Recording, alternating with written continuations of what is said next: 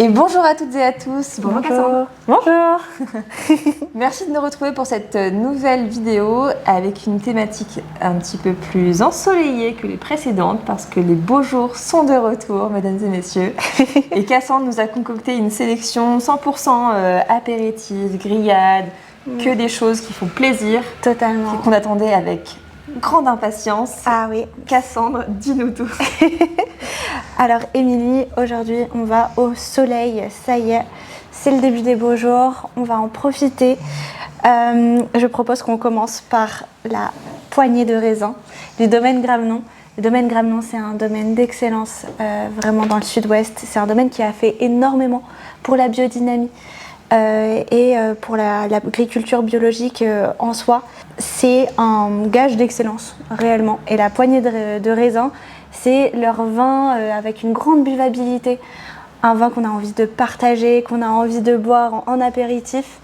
Il va être sur le fruit, donc pas d'une trop grande puissance. D'accord. C'est parfait parce qu'on ne veut pas être assommé par notre vin quand on est assommé par le soleil. Et là, c'est parfait. Okay. Là, on va avoir du fruit, on va avoir du partage, du plaisir. On est sur de la grenache ici. Et voilà, moi c'est mon petit chouchou de l'apéritif. Impeccable, donc le vin entre amis par excellence.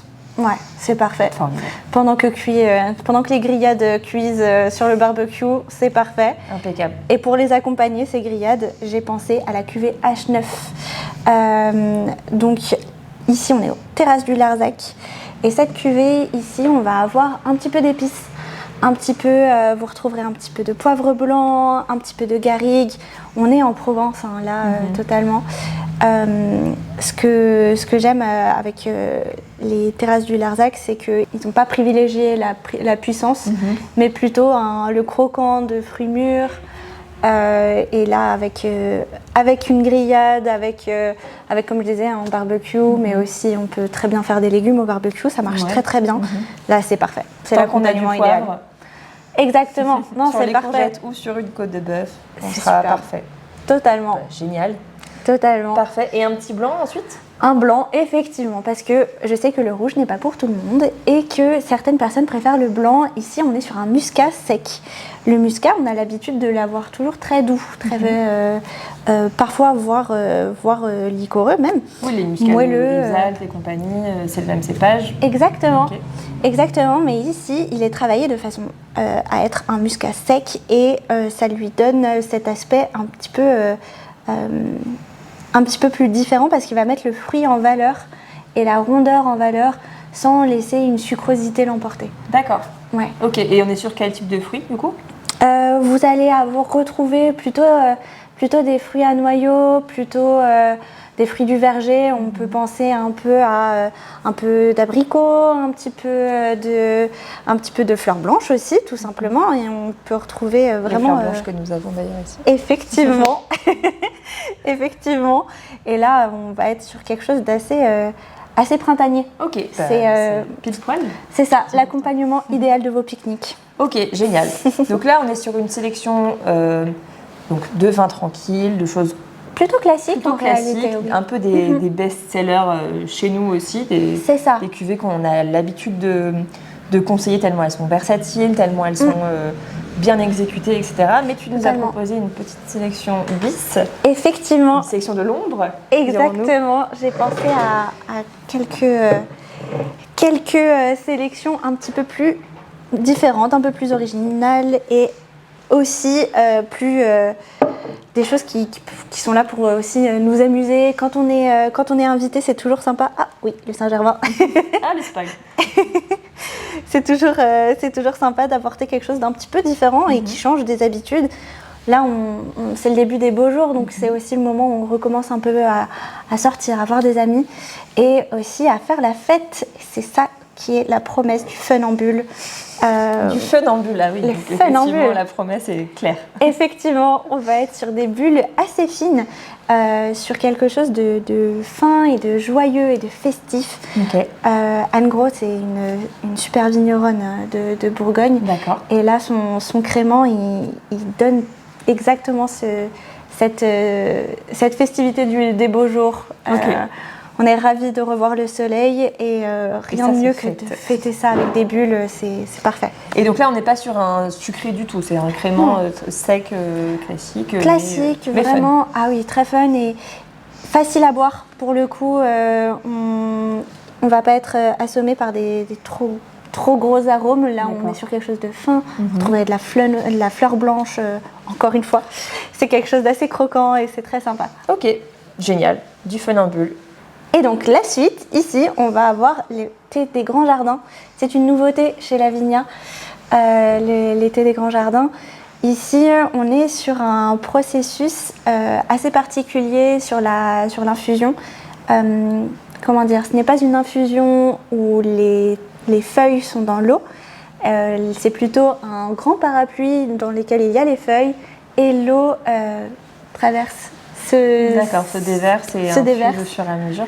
Exactement. C'est pas comme on peut s'imaginer un thé, parce que c'est un thé, donc c'est des feuilles de thé qui sont en contact de l'eau. Exactement. Mais pas de l'eau à 95 degrés qu'on a laissé pendant trop longtemps et qui devient...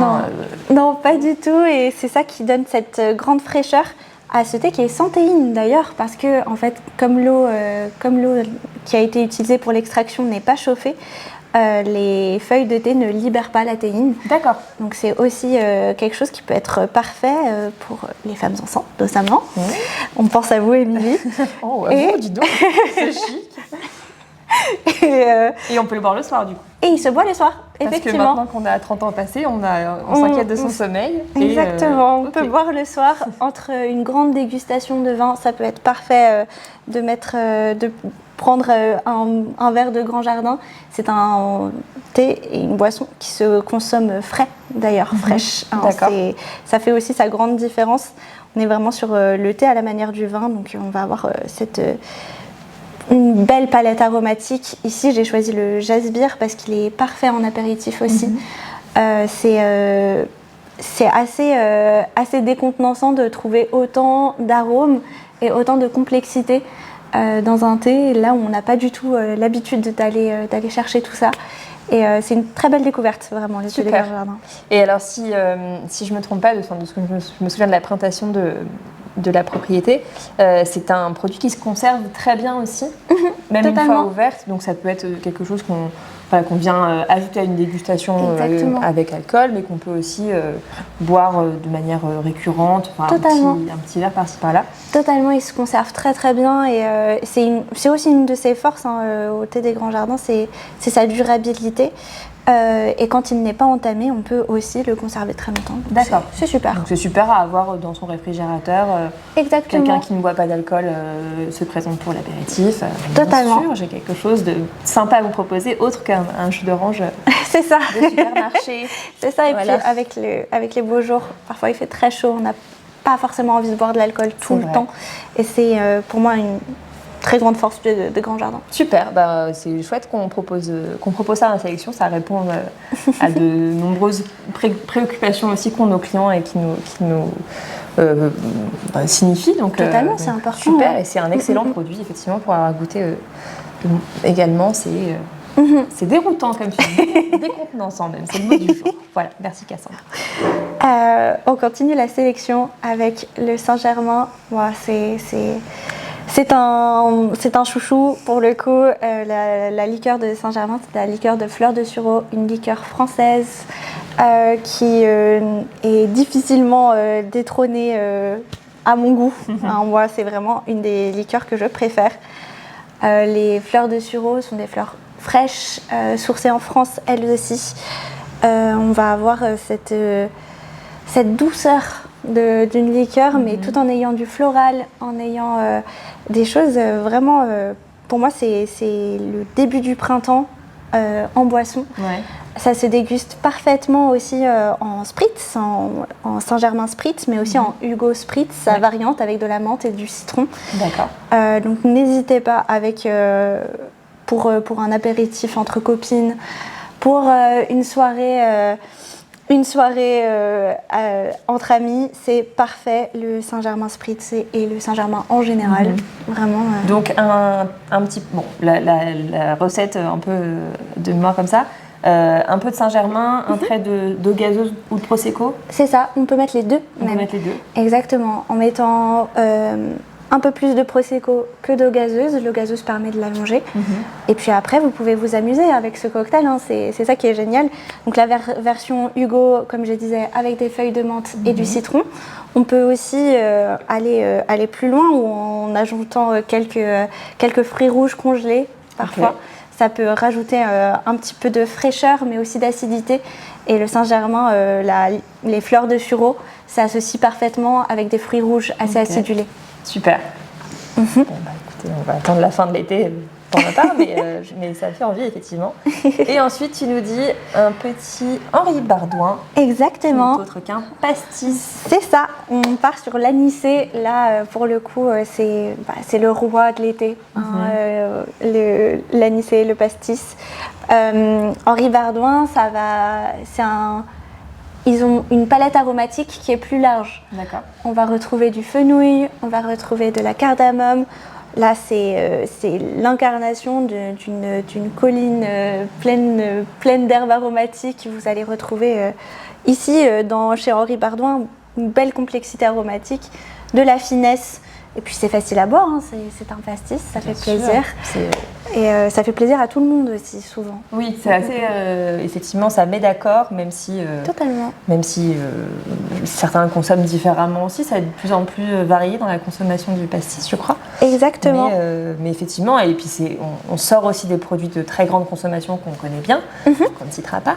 Et là, on est sur un produit plus artisanal, avec du coup un savoir-faire aussi qui est plus marqué aussi, j'imagine. Exactement, et ça se ressent vraiment sur la finesse de ces arômes. Et puis la grande palette, hein, vraiment, c'est quelque chose d'assez frais. Réellement. Super, et merci beaucoup Cassandre pour cette sélection, effectivement, à la fois un peu classique, traditionnelle, mais des valeurs bien sûres, et une sélection plus originale, avec notamment, je dis, une belle bouteille qu'on amène sur la table quand on est invité, c'est sympa. Ça fait très joli, effectivement, très chic. C'est un beau vase pour après. Exactement. Merci beaucoup pour cette sélection. Avec plaisir. Printanière estivale. On est ravis à nouveau de t'avoir eu avec nous. Merci beaucoup Cassandre, merci à toutes et à tous de nous avoir rejoints pour ce live.